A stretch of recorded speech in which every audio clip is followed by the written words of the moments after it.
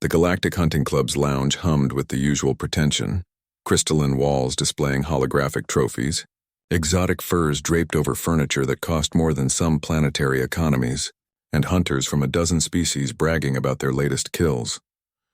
Rox leaned against the bar, nursing his drink while trying not to roll his eyes too obviously. The human had been invited as a cultural exchange participant, which was diplomatic speak for "we want to see if the Deathworlder gets offended." So far, he was managing to keep his opinions to himself. That changed when Vraxen the Mighty entered the room. The Krell was massive even by his species standards, 4 meters of scaled muscle, 6 arms, and a head crowned with bone ridges that supposedly represented every dangerous creature he'd hunted. He moved through the crowd like a ship cutting through water, accepting congratulations and admiration with the air of someone who believed it was his due. 17 death worlds, someone exclaimed. Is it true?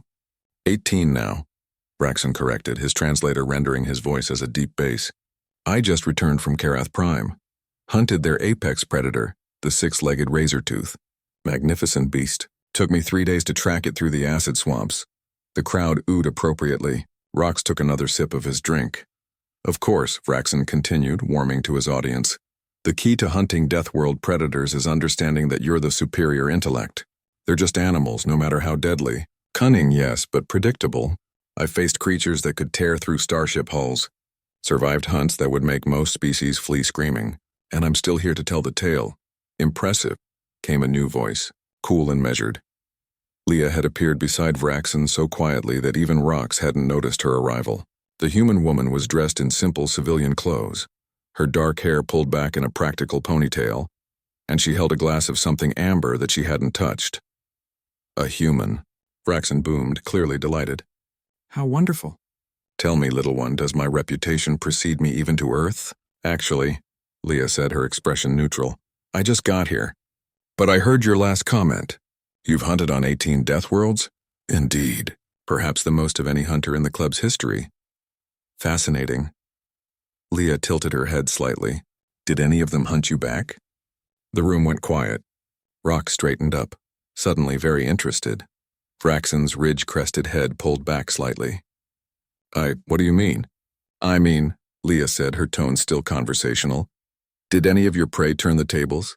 Track you? Set traps? Study your patterns and adapt their tactics specifically to counter yours? They're animals, Vraxen said, though he sounded less certain now. Dangerous animals, but... So they hunted on instinct alone, Leah interrupted gently.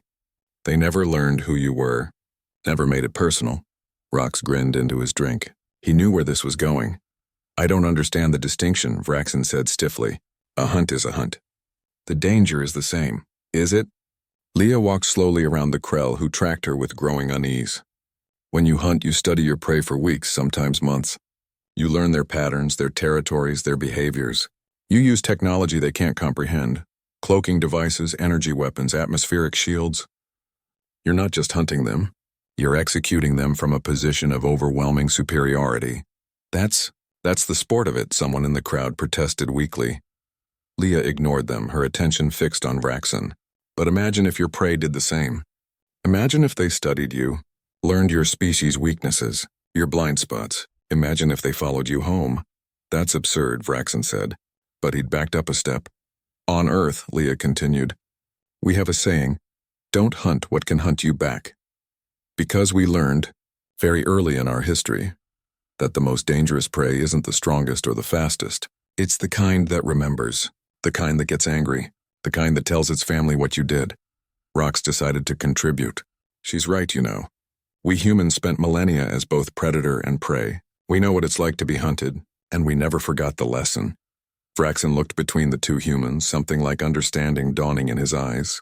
You're saying humans would hunt back. We're saying, Leah corrected, that we already do.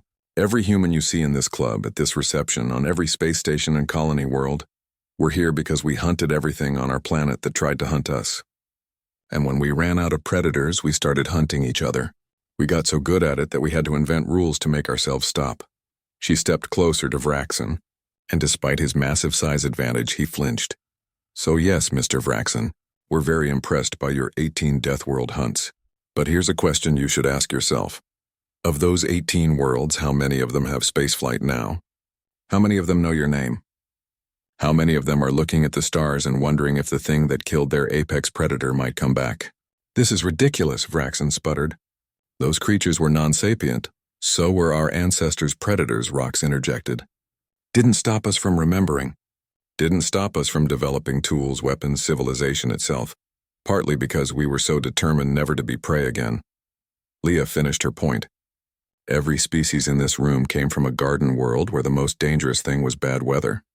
You play at being hunters because you never had to be survivors. But humans? We survived ice ages, supervolcanoes, plagues, and each other. We're persistence hunters who ran prey to exhaustion over days. We're pack hunters who coordinate kills with nothing but gestures. We're tool users who turned every material in our environment into weapons. She smiled, and it didn't reach her eyes. So when you brag about hunting Deathworld creatures, Mr. Vraxen, remember, you hunted animals, but Deathworlders hunt back. And some of us are standing right here in your club, drinking your liquor and listening to your stories. The silence stretched.